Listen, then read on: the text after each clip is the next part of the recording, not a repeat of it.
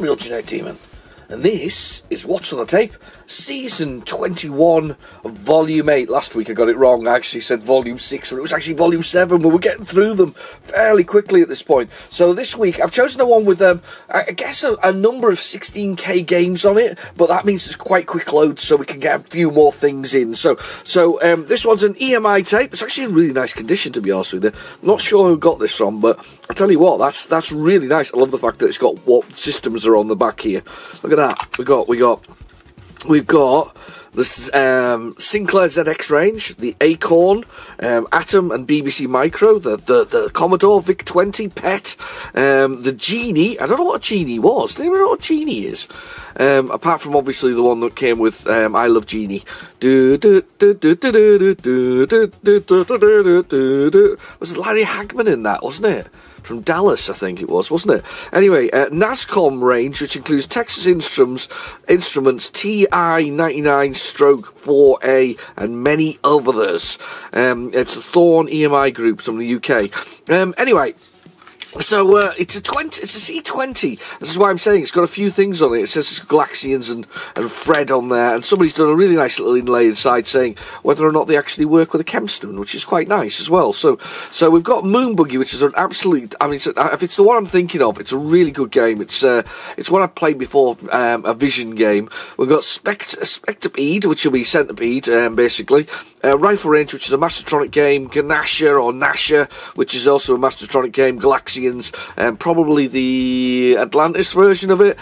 Fred, and then Moon Alert, which is a game that was on the was part of the Ocean range. So yeah, without further ado, we'll get that into a tape drive.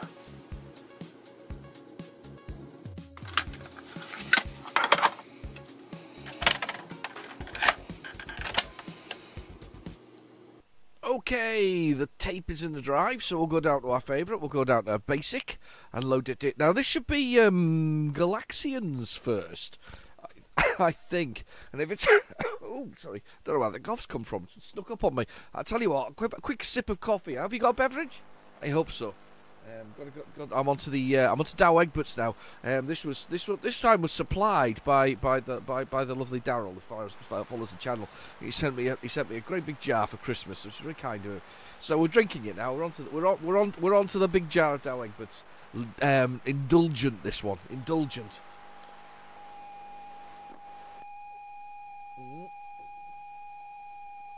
Here we go.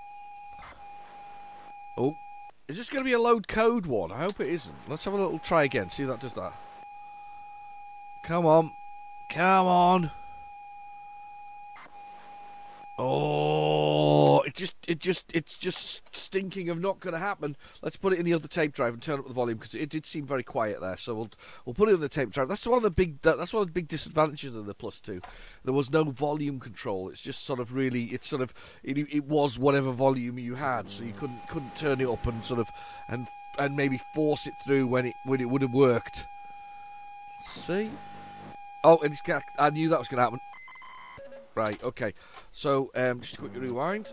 Right, so there's Galaxians Bytes. So this is I thought this might be the case. So it's load it. Extended mode code. We need load code to get this one to work, because it is one of the early.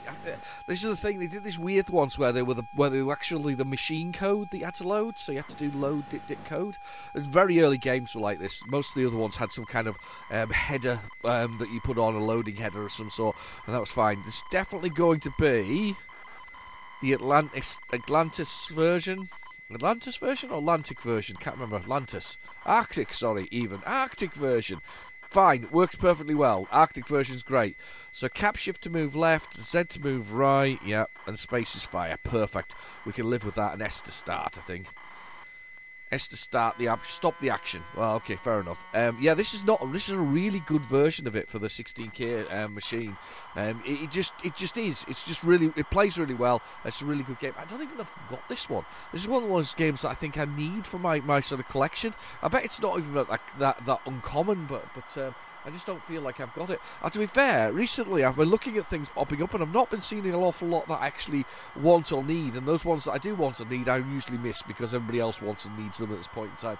So we're all kind of searching for the same games now, which is slightly annoying, I guess, or searching for something slightly different or something new. I don't think I've had much more since Christmas.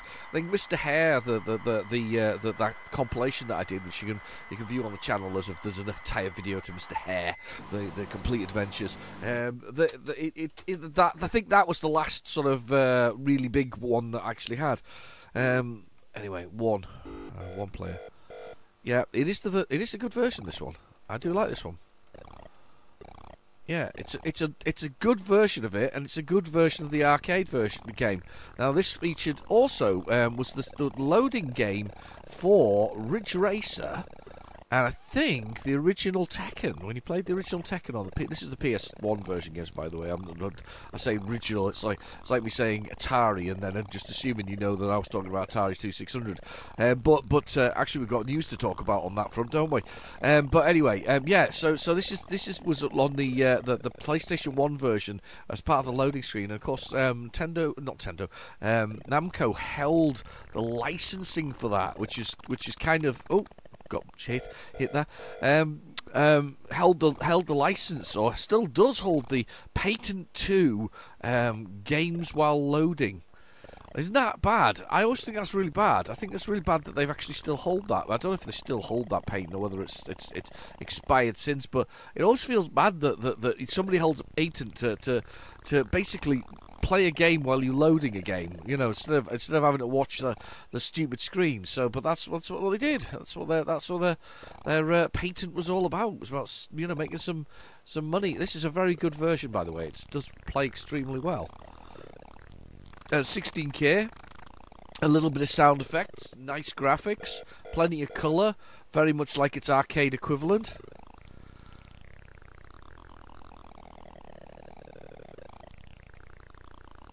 He's going to come at me.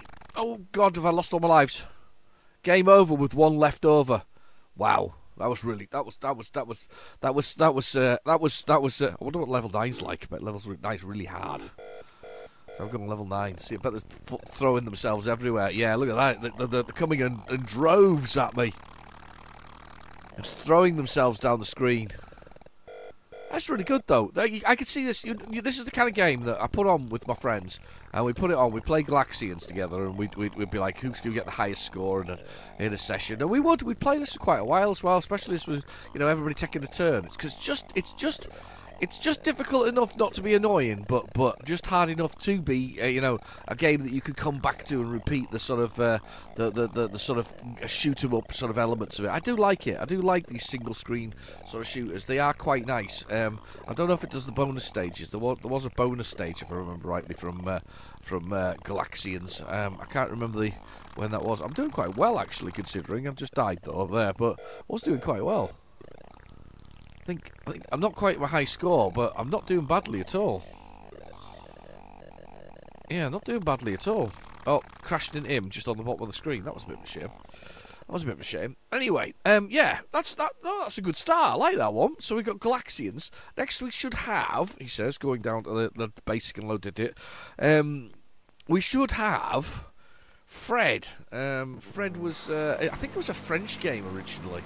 Imported to well, I guess it was such a different time back then, wasn't it? The 80s and 90s. It wasn't quite the data transfer that there is nowadays. That sort of mass amount of the birth of the modem and things like that, and birth of the internet on the. I mean, I know the internet was already there, but www didn't really exist. I mean, it's in a strange time, realistically. We got most of our media through the telly. We didn't, as one senior politician described it the other day on the television, that you must use one of your trusted news sources. Social media, he started with. Since when has social media been a trusted news source? Honestly, have you been on Twitter or X? Jesus. I mean, seriously, this is what Trump followers used to call serious social media, and if that's a senior politician in the current government, you've got to worry that he feels that is a serious source. God knows what they're going to pump out in the next X number of months before our next general election. Oh, it'll be interesting to see, realistically, whether or not that they use our serious news sources, social media, X and things like that, to try and feed us a load of rubbish. I suspect so. But anyway, that's an aside. That was just but it just amused me the other day when that was the thing. But back in the 80s, we didn't really have that kind of stuff. You know, you did have the internet, but it wasn't internet as we see it today. I mean, even when I went off to sort of college and things later in life to do sort of computery things, we didn't really have, well, we didn't. We had the internet, but not in the way that you think of. We had like green screens with text on it, and you could write the word email and then put the subject in and the to and things like that, and you could send an email to somebody across the other side of the world. There was no wobbly. That was a completely new thing. That you had to wait until the mid '90s for that baby to sort of kind of come along and sweep everybody away. And everybody thinks of www as the internet, and it's not. It's just one element of the whole thing. It's just the one that kind of took over the old website, the wobbly. Yeah, it completely changed the world, didn't it? Fred. I remember loving the look of this because it was Roland something or other on the Amstrad CPC. Can't remember what it was called. Something Roland. Wasn't Roland in the Caves, I don't think. There was a lot of Roland games, so they rebranded a lot of stuff. Did Amsoft as Roland, didn't they? Yeah, I don't know. I can't remember what it was, but it was called Roland anyway on the Amstrad CPC. My friend had one of those, and he was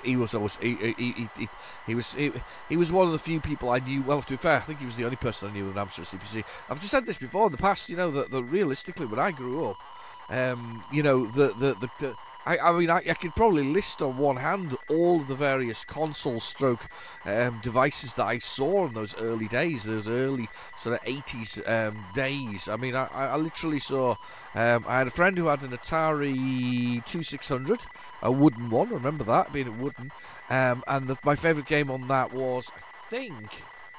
It's called Solar Fox. I think it's Solar Fox anyway. I think we played it on the 20p Arcade Challenge. And basically, it's sort of like Pac-Man, but with a spaceship and things that shoot left and right at you.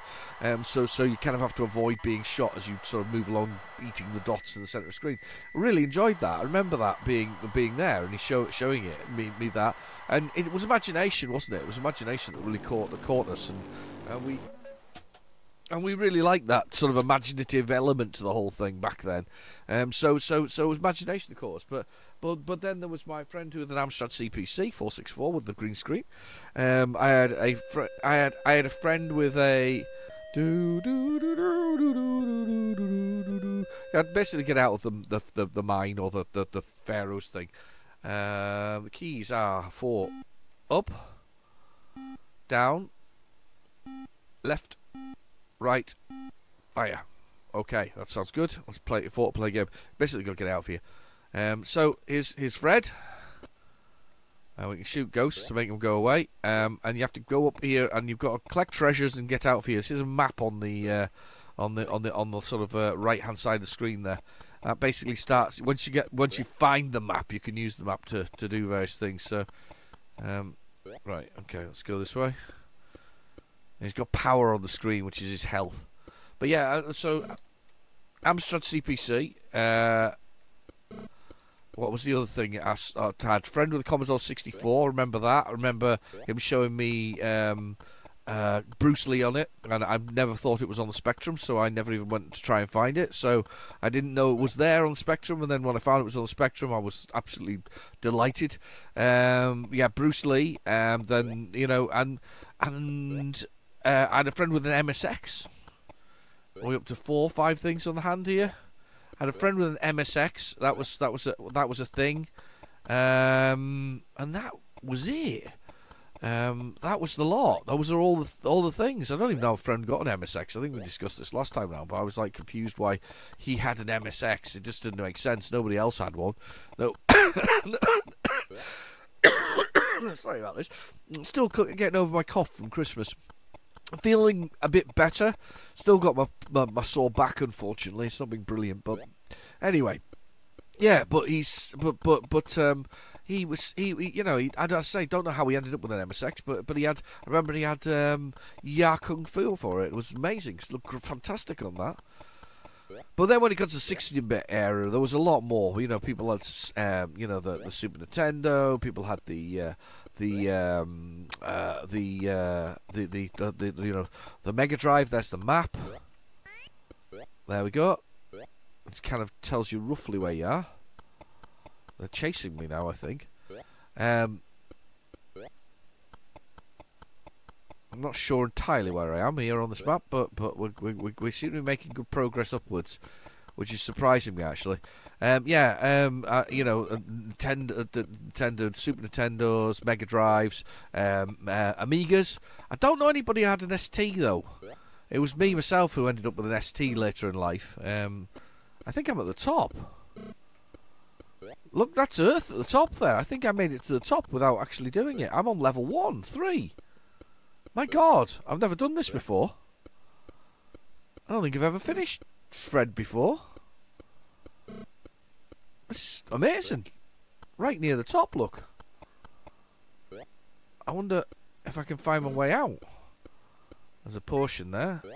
Oh, can't. I'm gonna go the other way because we've run the other side. Can't be far away from getting out. Wow. Come on, Fred. Let's get out of here. And we're out. Oh my God. Oh my God. I've never done that before. Get an extra 5,000 for getting out. You got 0 treasures and 0 bonuses. I got out though. And it continues again, by the way. It's procedurally generated. That's amazing. That's never happened to me before. Never got out with Fred. It's like Splunking, isn't it? This or Splunky. There's a great indie title called Splunky. It's well worth getting. It's I would say got some good sort of great ratings to the sort of the whole thing. There's an extra life there, I think. I don't think I've died yet either. Is that an extra life or is it just an ornament? Oh, I've got a. Oh, look at that, dodging them. Keep on going up, Fred. Let's see if we can get out. It's my highest score I've ever had on this game. Yeah, but everybody had. I don't think I had a friend with Atari ST. But I had Commodore Amiga friends, AGA friends, people with oh, when we went back to the 8-bit. No, but see, I knew him later life. I'm thinking about one of my friends. He had an Amiga, but I think in later life he ended up with in early life. Sorry, he had an Electron, but I didn't know him when he knew that Electron. So I don't think that one counts against the 8-bit thing generation. Great movie though, isn't it? The sort of Micro Men. If you've not seen it, it's well worth watching. It's a sort of blast through the past for us oldies. I was discussing it the other day. I was discussing how absolutely brilliant Sir Clive Sinclair was, and how he was literally a fantastic innovator for the. We're right up to the levels again here. We're at level 1. We're almost out again. He was such an innovator for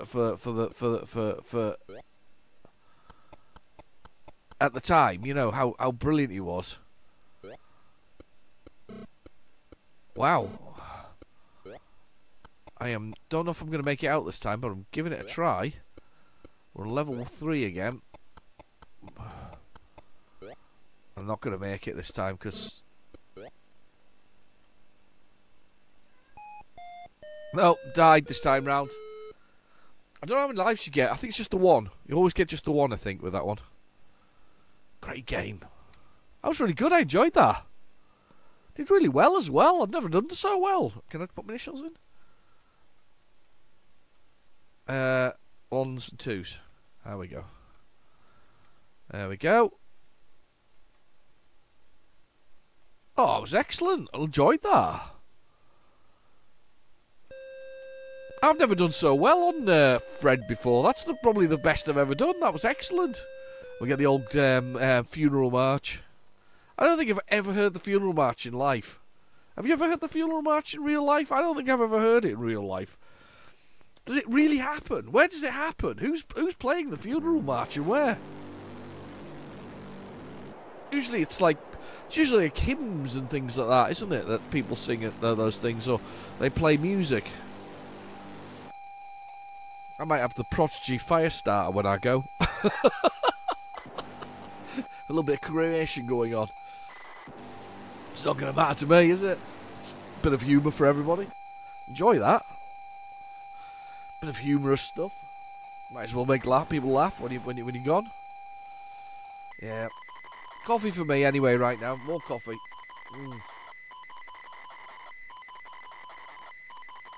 Oh, I love coffee. Coffee is the best. It really is the best. I love coffee. Fantastic stuff. Just that right level of caffeine in there. And of course, we got these lovely modern day energy drinks. Do you remember the days when we used to go to the pub as well, right? And let's remember the pub back in the days. And remember, I would have been going in the 90s, so it's probably perking up a little bit more and more refreshing than it was probably in the 80s and 70s.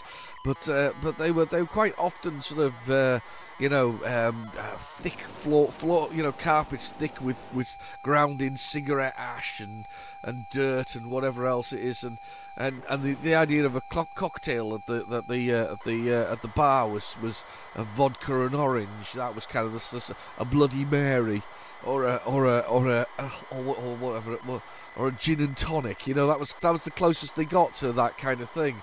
And blokes just drank pints. That's all we used to drink. Nowadays you got all these Alco Pops and things like that. So they made things that were tasted disgusting back in the day, and now taste fantastic as a drink. So all the young'uns are all drinking that. Mind you, saying that, they're all dry now. They all don't drink.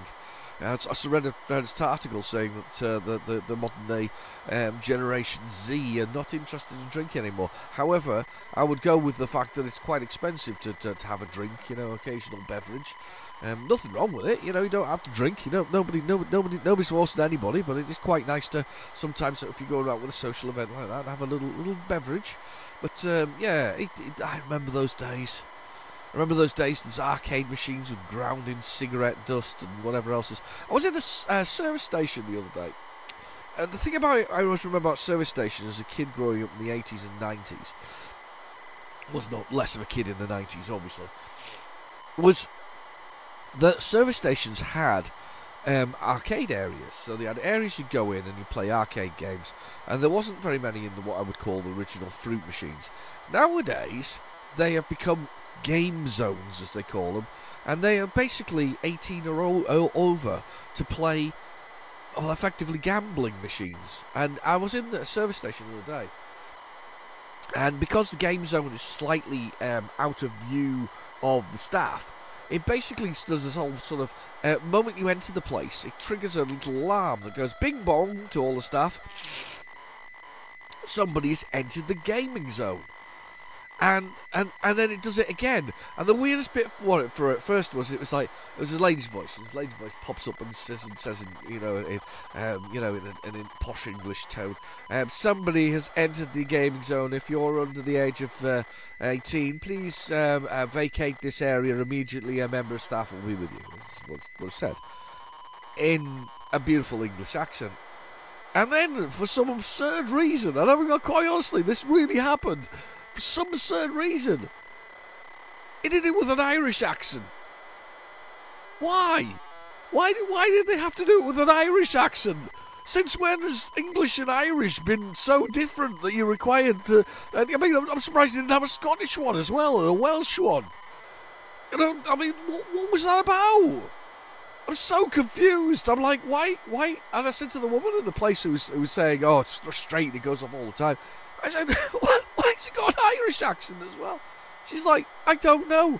And I'm like, well, if you don't know, why have you got an English woman first telling you to leave and an Irish person telling you to leave? Either keep one or the other. Keep the Irish lad saying get out of there if you aren't old enough, or keep the English woman. It makes no sense whatsoever. I'm so confused. I really was. Just honestly, oh my God, our tape error. Oh, it's because it's run out of tape. It ran out of tape. Let's see if we can find it on the other on PlayZX. Hang on, PlayZX. Has to be on there. I apologise if I'm sniffing a little bit. It's because I've got a really stuffed up nose. I don't realise I was so bunged up as such. Still suffering from things. Oh, sorry. Proper snotty, I'm afraid. Right, okay. Let's see if we can find Moon Alert. I want Moon Alert. Moon Alert is what's it called? Buggy, Lunar Buggy, or whatever else it is. That's the one it was called, isn't it? Oh, don't do that. Stupid thing. Right, okay. I've got it. Let's put the tape thing in. No wonder it didn't load, though. It's blooming massive. Massive, massive, massive. Come on. Right. Done. Play. It's like 5 minutes long. No wonder it didn't fit on that tape.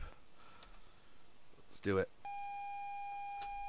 There we go. Moon Alert, which I think is a copy of Moon Buggy. Moon. Oh, what was it called? We played it the other day. The 20p arcade challenge. Moon Buggy. Here's Moon Buggy.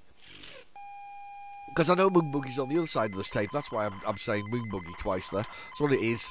So we've got one more episode after this, and then it's the choice between TNT or Live Ammo, I think it was. Those were the two choices. I think this week, though, I think TNT's crushed it. I genuinely think that TNT... Yeah, anyway, has totally dominated. I don't think anybody chose... I think there's like 2 people who chose Live Ammo and everybody else just... in the first episode, if you want to see... Have a look at the first episode, watch like 10 seconds of it all, skip through and put your signature, your little vote down there. But I'm pretty convinced that everybody's voted for TNT this week, because I think you all... Yeah, I think you all want to see me play hard driving with the frame rate of, 3 frames a second. Do you remember when, back in the day? That was actually really cool. We were playing things like Driller. What's that? What's the other one? The one that's a hit squad that nobody can get. Castlemaster. That's the one. Castlemaster. We were playing Castlemaster and we were playing these games, and we were loving it. We thought these were just the most amazing thing, especially because you look up and down, and there was polygons in there. Well, not polygons, but drawings of buildings and walls, and they were just amazing. They just looked fantastic, and we just loved them. Back in the day, we were just so all over them. We would, I certainly loaded them up a few times. I never could actually work out and blooming play them, but they were really amazing. We were just so happy to have such fantastic games. It's nowadays everybody's like, oh well, if the graphics aren't good, I'm not liking it. And it's like, really. I mean, to be fair, I'll be honest. I may have fell into that trap slightly myself. I played that Alaskan road trucker. However, to be fair, the performance of the game was awful. It was pretty awful. But the graphics weren't brilliant. And I think I did comment on it in the video, and I feel a bit bad because somebody went to the effort of building the game in the first place, or at least a small team did, they at least made the effort, and they're still making the effort, but they're still suffering from on Steam mixed reviews of their games. So it's a tough one. Realistically, it's a tough one to there's a balance. We need gameplay as well as. But the looks don't have to be massive. That's the thing. They never did. I don't think that's what matters nowadays for people. I mean, I got a Christmas. I got from from my wife and kids kind of thing, and I got a couple myself with some sort of Christmas money. But I got about 10 Switch games, and they're all really cheap ones. So they're really cheap ones, from sort of mainly from £10 to £15, nothing much more. But I got a lot of Switch games, and some of them are just beautiful indie style games from Humble Bundles and other things, and they're just delicious. The graphics look brilliant. They look really nice, and they're really nice to play. So I can kind of. Graphics aren't everything. We've just played Galaxians there, and it was great. We're about to play Moon Alert here, and this will be fine as well. We've just played Fred, and the graphics were fine. It played well. It was a good game. I mean, the point is that they don't have to be glorious. I mean, that I say that original Solar Fox when I played that on the 2600, the Atari 2600, it was amazing. I thought that was one of the best games I've ever played in my entire life. I think it's been, in a strange sort of way, it's been a wonderful journey. I feel like I'm giving my sort of, you know, on my sort of deathbed speech here. But you know, it's been a wonderful journey. If you were lucky enough to be around in the 80s and 90s, you got to see some of the most beautiful and most amazing transitions in computer game history. You got to see the 8 bits moving to the 16 bits, to the 32 bits, and the graphics changes. The whole you know, moving to I need the instructions. I definitely do. Ride of the Valkyries, is it?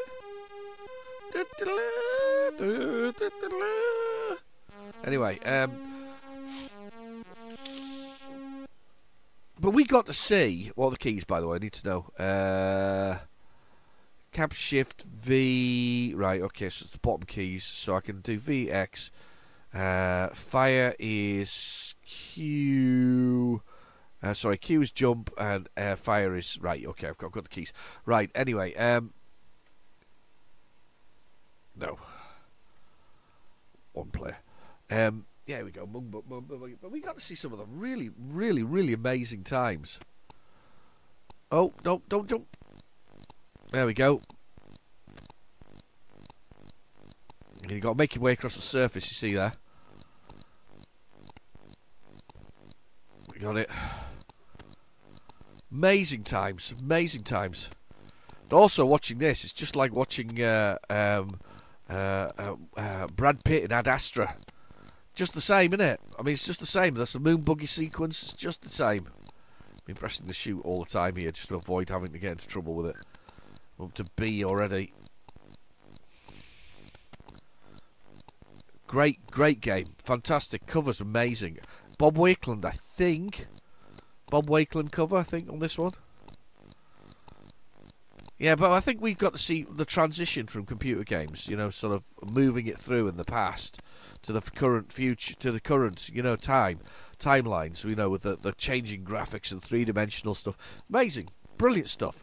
But I would hesitate for a second and suggest that, you know, it's brilliant, but at the same time, we got to remember that you know, you doesn't have to be, you know, true to life graphics to make it a great game. It does not go that way. Things that have won awards this year are basically, you know, are not, and basically don't follow that they're the sort of norms sometimes. Mind you say that Baldur's Gate 3 one. I never got into Baldur's Gate. I never got into Baldur's Gate. I remember the original when it appeared on the PC. I never really got into it. Everybody seems to think it's like the business, but I'm not. I say I'm not a massive fan of it, to be honest. Look at this Moon Alert. I'm doing really well. Haven't got to the F sector yet, but we're getting there. We're going for it. We're gonna jump on it. Oh. Mistimed the jump there. Mistimed it. Come on then. Got one buggy left. We'll do a big jump into this gap, and then a big jump up to that gap. We'll see if we can get past this bit here. Try and avoid the UFOs.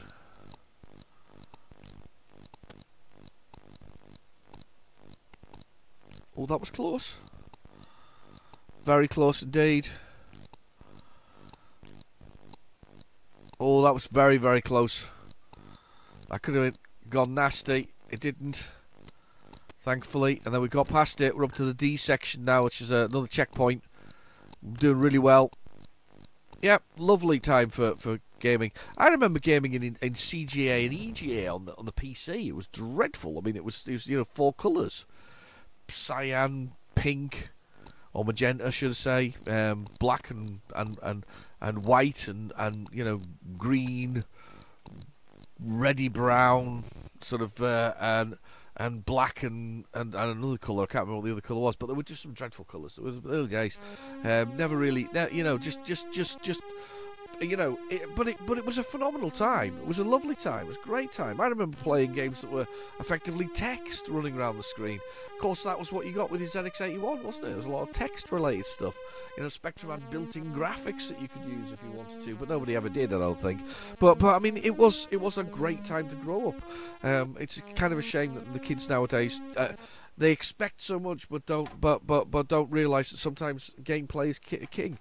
My daughter plays a game that I quite like. It's made by a single developer called what's it called? The Long Drive. She's been playing it with a friend. They've got multiplayer, and it's so broken. It's beautiful. It's not, the graphics aren't the most amazing in the world, but it is broken, but broken in the right way. It's a bit like when remember Goat Simulator was a thing. Everybody was into Goat Simulator. And Goat Simulator started life, if you don't know the story, it started life as a competition entry. It was like, you got a week to write the computer game, writing a computer game, Goat Simulator is the one, boom, there we go. And it was broken, it was seriously broken, but because it was broken, people loved it. They absolutely loved how broken it was. It was just a lot of fun. And we kind of like that. Load code, another load code one. Sat away from the microphone there. Sorry, snorting as well again there. But yeah, really good. And we liked it because it was mental. It was really stupid. It was so broken that that's part of the joy of the whole thing. I think to some extent, some of the joy of early sort of games from Bethesda and ZeniMax, the sort of the Skyrims and things like that. Some of the broken elements are some of the greatest parts about it. When you shoot shoot something or kill something in it, and it spins around the floor like it's broken, and it's brilliant. Yeah, I have played this. It's played appearing on the channel as a separate video of its own. It's a really good single-screen arcade shoot 'em up. It really plays well.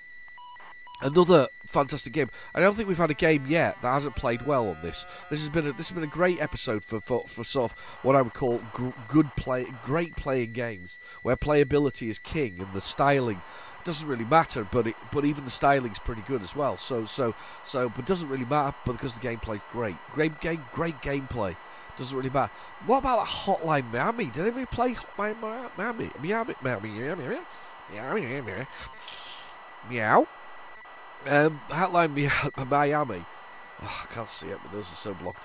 Hotline Miami. I feel so. Do you know something? I sound very nasal. I know if I sound very nasal. Anyway, Hotline Miami. That graphically, that's just not. It's just not brilliant. It doesn't look. But the stylization of that, not brilliant. It's just brilliant. The sound effects and the music and the storyline that goes with it, again, makes it brilliant by not being brilliant. There is a lot to be said for this kind of stuff. Right, I'm going to have a quick drink of coffee. Right, great stuff. Right, okay. This is a really good game. I've played this. I'm trying to find out what keys. Alright, it's the same keys as the last game. That's cool. So, didn't want to jump though. Okay, I think I've got fire. Right, I've got fire. So the idea is to clear the screen, but instead your moon buggy's kind of sort of locked into its place where it is. So you can your things come at you from the bottom level, missiles and other horrible nasties. And the aim of the game is to Space Invader way through it, but Moon Buggy can't go through little gaps. So we're Space Invadering our way through it.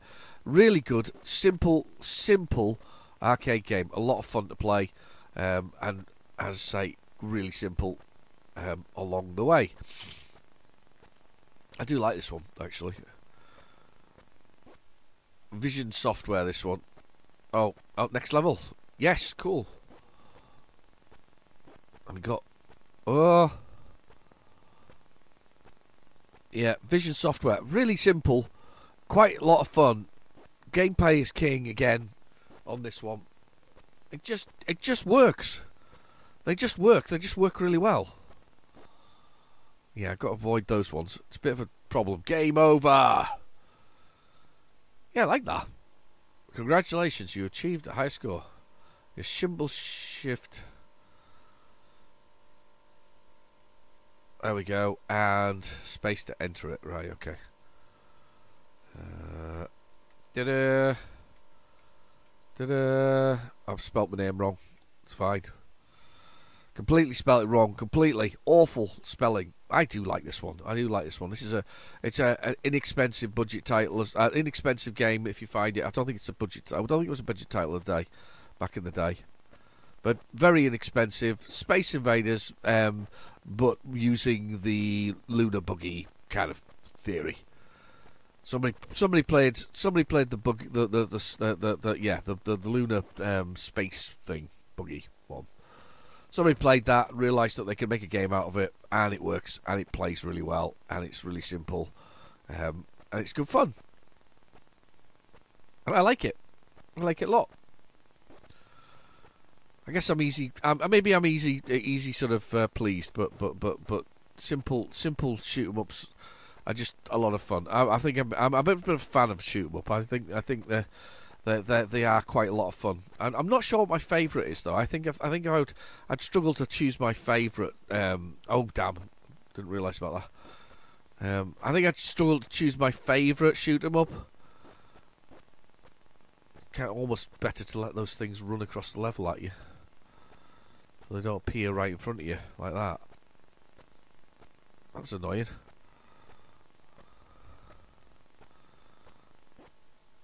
Ah! Oh, they're back to the beginning of the level again.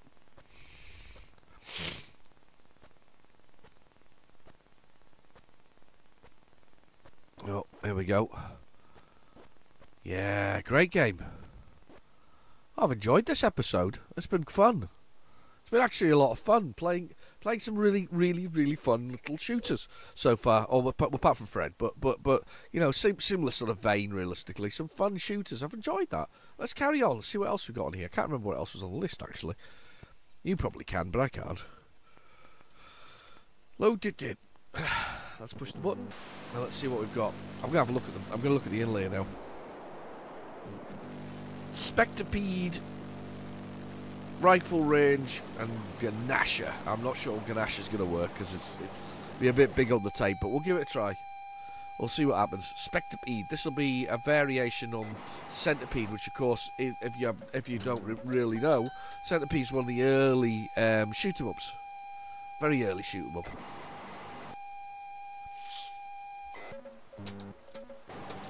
Doesn't want to load. Oh, doesn't sound good either.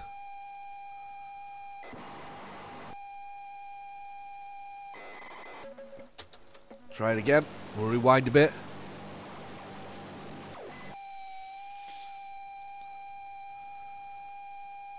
Okay. Yes. And that was bound to happen, wasn't it? It was almost like yeah, I was goading it into an R-tape error. Just getting one perfectly lined up for the whole thing. Come on, you know you want to. No. I don't think this was going to load that way. I think we're going to have to search for this one. We're going to have to search for Spectropede. Spectropede. It should be on here, actually, because it was an old budget title. These things shouldn't be lost, you know. These really shouldn't. We shouldn't lose these games. They should never be. It's almost a re-release on the Mastertronic range. It was originally by RR Software in '83. There we go. Useful bit of knowledge there from that one. Yeah, this stuff shouldn't be lost. And that's where we get. Oh yeah, I forgot we got to discuss with the class. We've got to discuss. We've got to discuss the 400 Mini. If you haven't seen the news, Retro, are they called Retro Computers Limited, something similar? Anyway, it's the group that Paul Andrews, I think, I don't know if he owns it all, but he certainly managed a big chunk of it. He has, they have, well, not he has, they have created the 400 Mini, which is based on the Atari 400. which is an 8-bit computer, but it was compatible with, I think, with cartridges for all kinds of stuff, the original one. I'm not sure how far back it went. I think it did 2600. Somebody in the comments will know. I never saw these. As we went through before that, you know, the only number of devices I sort of know personally, I could tell you was sort of on one hand realistically. So it's not one I'm fully aware of. I have pre-ordered it. Because I am a bit of a mini fan, actually. I've got all kinds of minis. I've got the original Commodore one. I've got the Vega. I have the Neo Geo minis.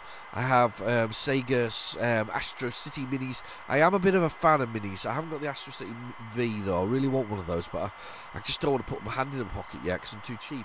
But I probably run out of them before I get round to it. But anyway. But I've got the minis, and I like minis. I think they're really, really good, and I quite enjoy playing on them. So I have got a whole set of those sort of machines. That and obviously the Evercade, which is a fantastic sort of bit of kit for the retro collector, or even the collector, modern day collector.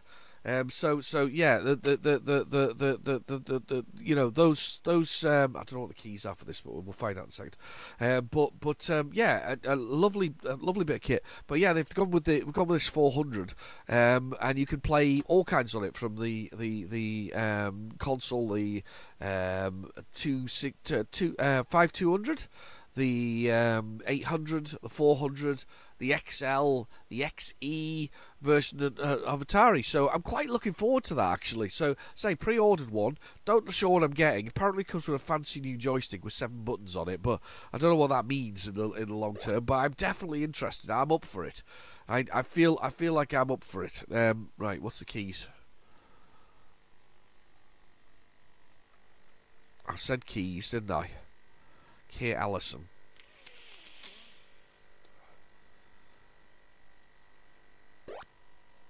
Ah, right, 0. Keys are KM L Cap Shift and Z. Right, okay. Fire 0. I don't press fire. I love that little scorpion thing. It looks really good. People 1. Right, okay, here we go. I think this is quite a good version of it, actually. Yeah, it's not a bad little version of it. So you're basically destroying the centipede. If you destroy bits of its center, its body, it'll explode. Oh, got me. It'll explode and parts appear sort of off the screen. The reason to destroy the diseased mushrooms is it causes the centipede to come straight down in a single sort of run. I am pretty rubbish. I'm doing really badly here. It's a budget title, re-release, $1.99. A good old Mastertronic range. It's pretty common. It's not bad. It's okay. It's not a bad little game. It's not a bad little shoot 'em up.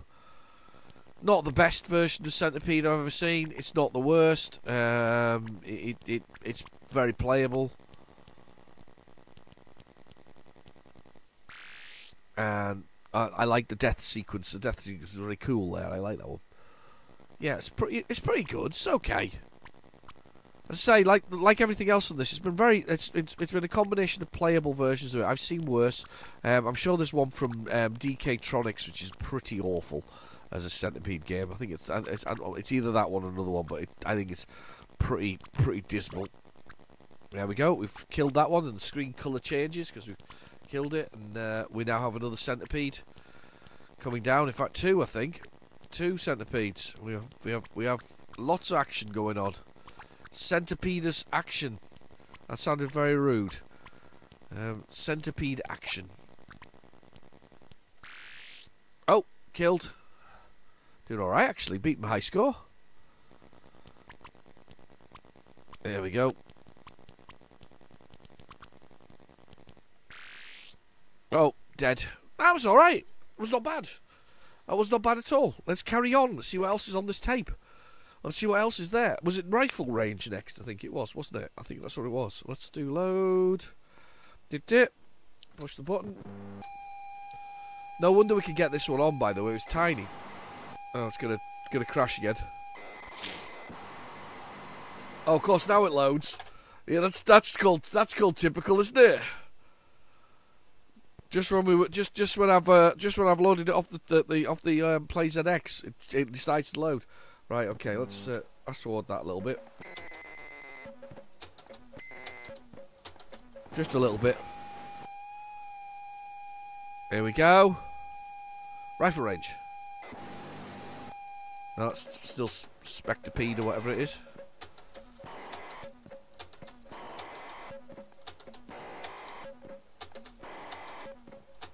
Okay. Empty space, but of course it sounds terrible. I'm sure that it sort of all of the dust and grime that gets on these tapes. That's one of the factors here. It's also how you stored them. Were they dry? Were they wet? And all this kind of stuff.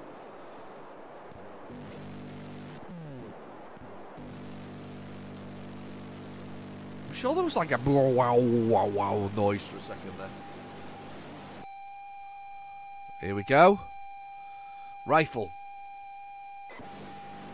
Yay! Rifle range. I don't remember this one. I think this. Oh no, we have played this one before. This is probably one of the worst, the worst games on this particular tape. It's probably not one of the better shoot 'em ups.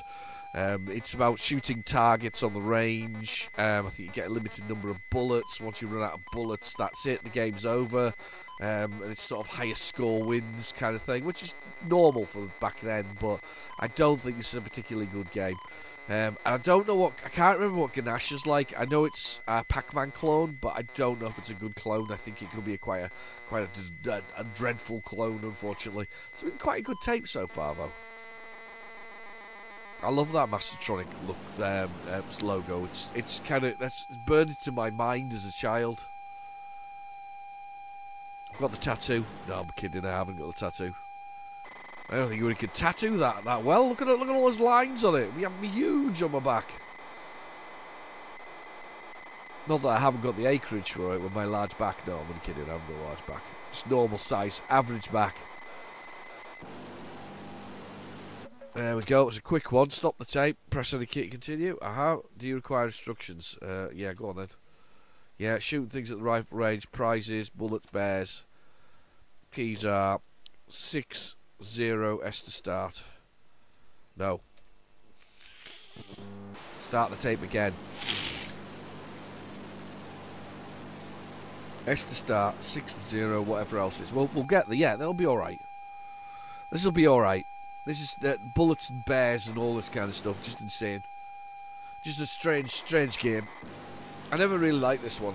It's popped up a few times. Actually, it always surprises me what people put on their special tapes. And I always found that if you put, why were you putting Mastertronic games on? I mean, they were pretty. The point was they were a budget title and they were very inexpensive. I mean, so the fact that they made it on there. I mean, the Arctic one there, the Visions Moon Buggy and the Moon Alert, they would have been full price games. So would have Fred. Fred would have been a full price game as well. So those ones I can kind of understand, but then filling it up with Mastertronic games is just, don't expect that really. Mind you, I saying that, I mean, you never expect Dizzy to appear on a thing either, because that was a budget title. But there it was, sort of 10 shots, 25p. Those were the days. Nowadays that'll be £2.50, please, sir. Maybe more. Roll up, rifle range, shoot some teddies in the guts. Win a goldfish. That's what they used to win, goldfish. That was dreadful, wasn't it, thinking about it? You used to get a goldfish in a plastic bag and then take it home and it would die like 2 days later because it had been maltreated or whatever else it was. That was a horrible thing, realistically, back in the day. Why do people think giving away goldfish was a nice thing to do? Live animals, effectively. I mean, I suppose you could have saved time and ate it there and then, but...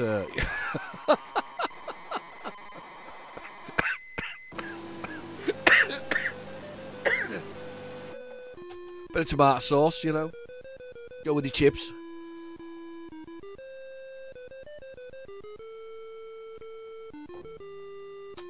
Right. S to start. Yeah, we know about that. Easy. 1. Thousands of bullets. Right. Rifle range. Boom. Boom. Boom. Yeah, you just have to clear all these off again, remember that. And then try not to destroy the gifts at the top, because that was bonuses. That's it. Bonuses. Why are we shooting red squirrels as well? I like red squirrels. I'm kidding. That's what it is. That's what it is, though. We're shooting red squirrels.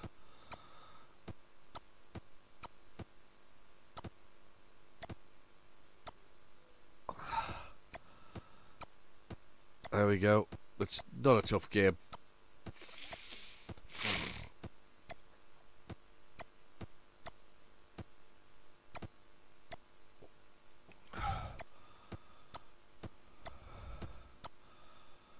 Yep. Not keen on shooting the red squirrels, though. I like red squirrels. Smaller than, obviously, the grey squirrels. A lot more agile. More ninja-like.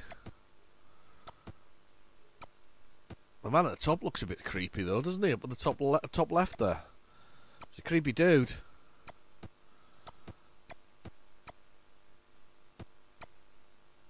Hang on, there's still 3 blooming ducks left. Look at this. Not ducks. Are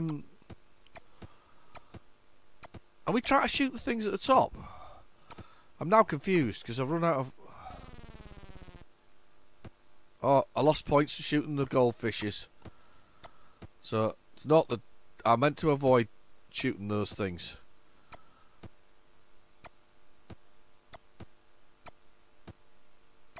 Hang on, there's another blooming squirrel back. Die, squirrel, die. Yeah, run out of bullets. I don't know. I don't know what's going on. I'm confused now.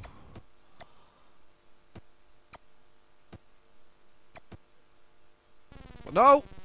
Just lost points again.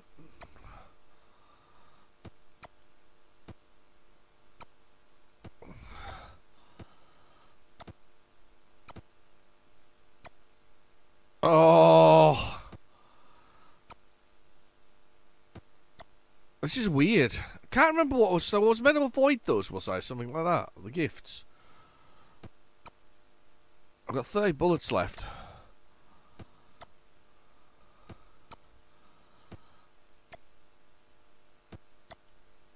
I can... Basically, I can hit everything. I'm very good at hitting them. Look. I should really read the instructions, shouldn't I? I lost bullets because I shot a bear. No bullets, game over. I don't know what that... I don't know how you kind of win that, really, realistically. No idea. It's very weird. Yeah, okay, fair enough. It's not awful. Just a bit weird. Right, okay, let's push the buttons. I think I probably would have played it back in the day, though. That's the worst part about it. I probably would have... If I'd bought that as a budget title, I probably would have played Rifle Range. Probably played it quite a lot, because I'm kind of like that. I'm a strange person. So... And then we've got Ganasha now, which is definitely... I remember the cover for this has got, obviously, the Mastertronic blues and sort of, you know, lines and blacks. But in the centre of it, it's like a square Pac-Man with huge, sharp teeth, a bit like Jaws from James Bond.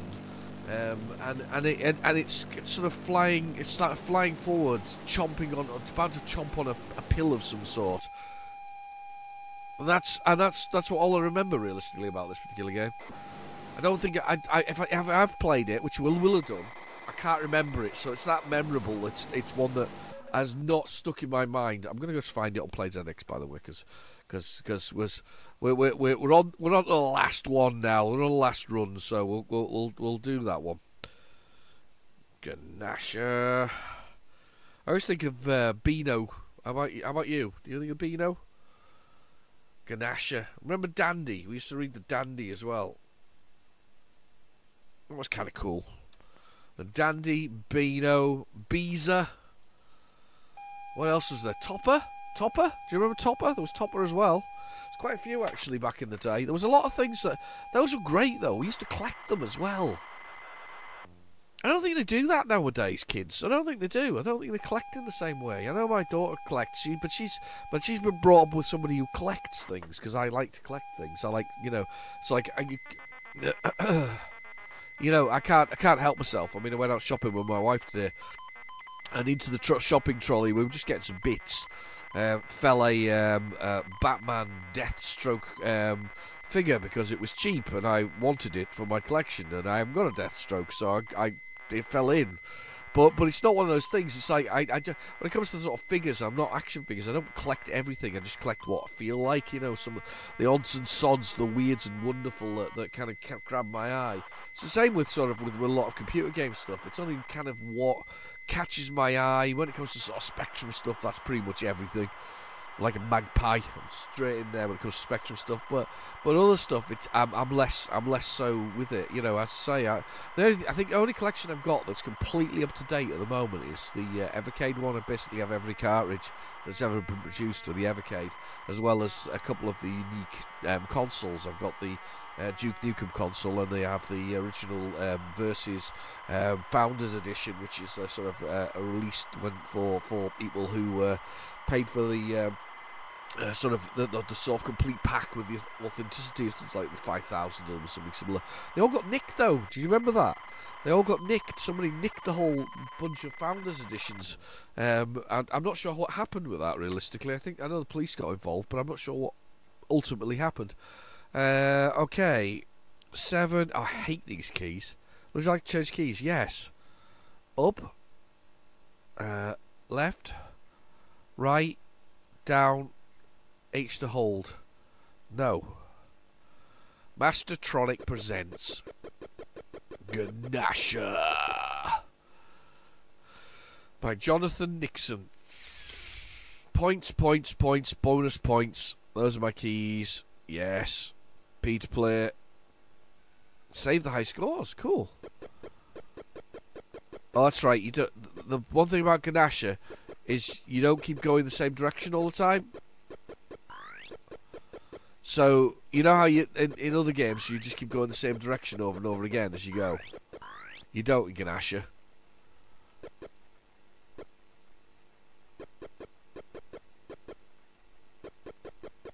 You basically have to hold the button down to keep going. So Pac-Man normally goes a specific direction, and then you have to sort of stop him. You know, but he stops. Pac-Man doesn't stop until he hits a wall. It's even the death sequences that of Pac-Man, to be honest with you. They literally are so brazen back in the day when it came to cloning stuff. Just happened. They were just like, yep, that's no problem at all, people. Let's just call it Pac-Man. Or let's just copy the whole thing. I'm surprised you didn't just call it Pac-Man and have done with it, like a budget version or something. But no, they didn't.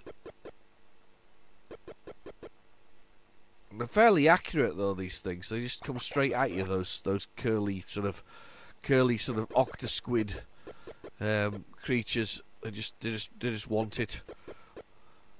They just want to kill you all the time, straight away. Oh, it's good. Actually, it's better than I thought it was. I mean, it's not brilliant. It's not Pac-Man by any means. It's a good feeling sort of game. It works quite nicely. And I've got a new high score. Marvellous. Marvellous. At least you can save your scores as well. That's quite good. That's good. I quite like that. Anyway, I've been your host, Real Genetic Demon. Thank you for watching. Please feel free to like and subscribe. And I'll catch you in the next video. I'll see you soon. Bye now.